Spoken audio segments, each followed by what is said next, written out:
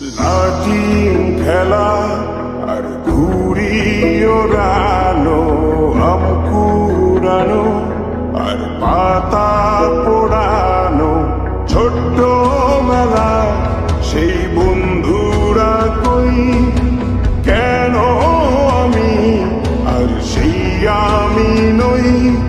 আজ অনেক বছর পর খুঁজে ফিরি,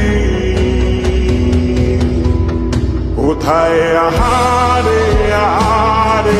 আহারে সেই সব, কোথায় হারিয়ে গেল